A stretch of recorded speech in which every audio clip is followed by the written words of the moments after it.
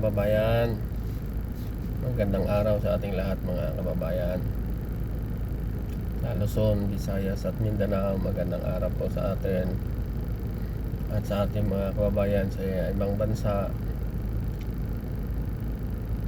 mga OFW sa Amerika, sa Europe at sa buong Asia. Magandang araw sa ating lahat mga kababayan. Karoon tayo ulit ng time na makapagkwentuhan mga kapaps. Makapagkwentuhan tayo ngayong araw kasi wala tayong service ngayon, kaya hanap buhay muna tayo sa Grab mga kababayan.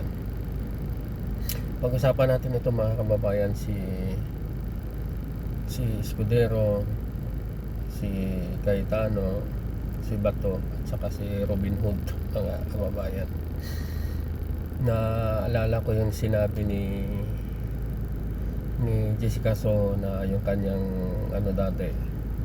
kanyang cameraman na unang-unang salta ni Jessica So sa GMA7, na siguro nayayabangan yung cameraman, kaya sinasabi niya siguro kay Jessica So nga, kung taga-UP ka, diba? Kung taga-UP ka mga kababayan. So ito si Escudero tsaka si Cayetano, taga-UP mga yan mga kababayan. Kanya lang mga kababayan, dahil dito sa politika natin, nawala na po yung kanilang taga-UP at nawala na po ang kanilang paglilingkod sa bayan ng Pilipinas, sa ating konstitusyon mga kababayan, dahil sa kanilang asal, sa kanilang pag-uugali, sa kanilang edukasyon. Sinasabing intelihente sila, pero nang dahil dito sa impeachment trial kay Sara Duterte mga kababayan, nawala na po yung kanilang edukasyon, ang kanilang intelihente, ang kanilang pagiging paglilingkod sa bayan ng Pilipinas, sa bayan natin mga kababayan. Sa aking pag-analyze mga kababayan, sa kanilang pag-iisip, sa kanilang mga kilos at gawa sa Senado, because of sa dami ng nag-file ang impeachment February 5, 2025.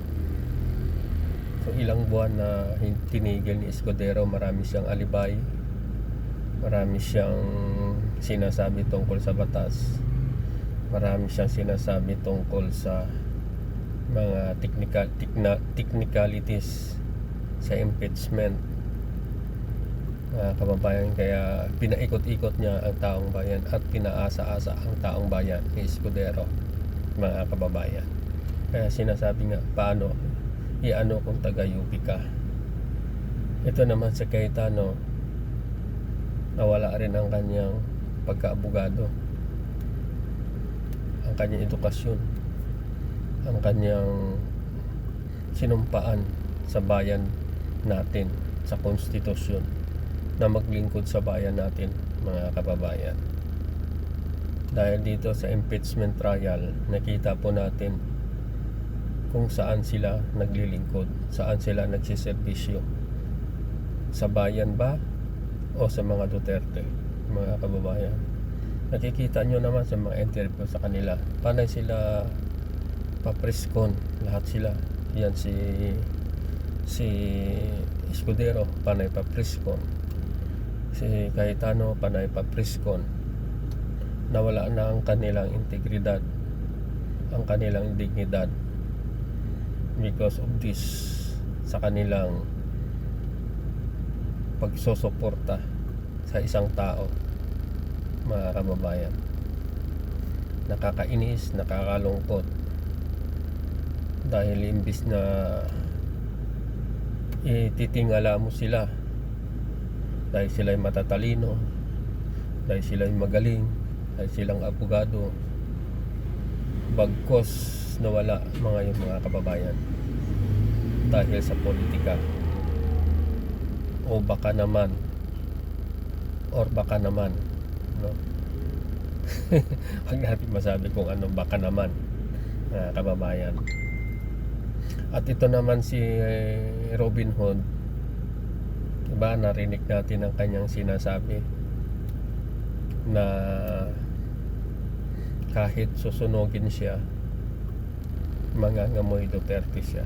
Ano ba klaseng senador ito, mga kababayan?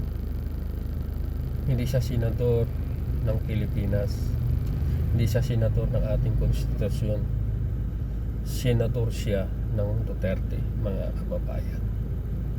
Kaya nakakalungkot ang bayan natin, lalo na ito sa Senado, mga kababayan. Nakakalungkot. Sarap nga i-abolish na lang ito.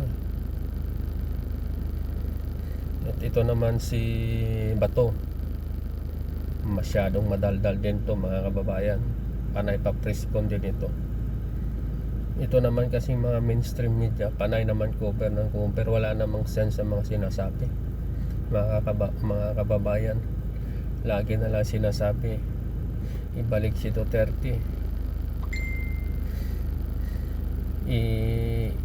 i-dismiss yung impeachment trial pa laban kay Sara Duterte.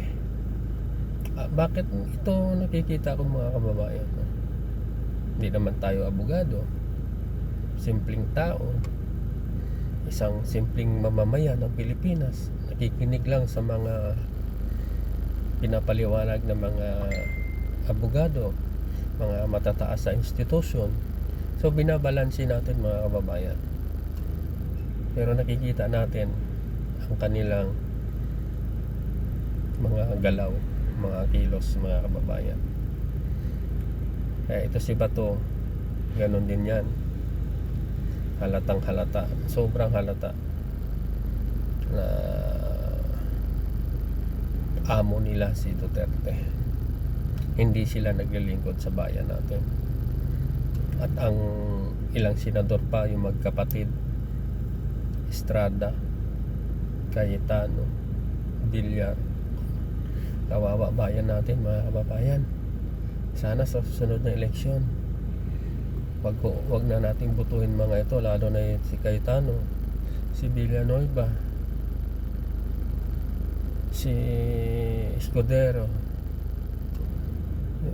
yung dalawang Estrada, ang isang Villar, kasi patapos na yung kanyang term. Si Bongo binoto pa, isa pa yan. So sana mag-isip-isip na ang taong bayan na wag na butuhin ng mga ganitong klaseng tao na hindi naglilingkod sa bayan natin, hindi naglilingkod sa konstitusyon natin. Mas mataas pa sila mas mataas pa yung Senado sa konstitusyon natin. Hindi na nila sinusunod. Ang sinusunod na lang nila ang kanila sarili. Sinusunod na lang nila si Duterte, mga kababayan. Kaya nakakalungkot. O siya, sige mga kababayan, maraming salamat sa inyong oras, sa inyong time, sa inyong panunood. At mag-ingat po kayo, mga kababayan, sa inyong hanap buhay, lalo na po mga OFW. Ingat po kayo sa inyong hanap buhay. Mahalin niyo po ang inyong hanap buhay. Ang inyong mga pamilya ay naghihintay sa inyo dito sa Pinas, mga kababayan. Wag po yung mga sumasali dyan sa rally, mag-ingat po kayo sa mga rally. Baka darating ang araw, panghuhulihin kayo ng mga ibang pulis dyan sa ibang bansa. Sinong tutulong sa inyo? Si Duterte? Bansang Pilipinas pa rin ang tutulong sa inyo, mga kababayan. Kaya magbago na kayo, mga kababayan.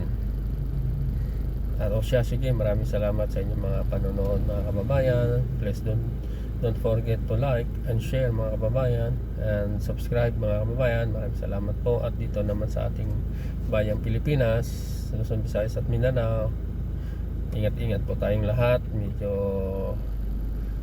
maulan at mainit, kaya uso, ubot sibon at trangkaso ngayon, mga kababayan. Sige, maraming salamat muli sa inyong panonood. God bless us all. Bye bye.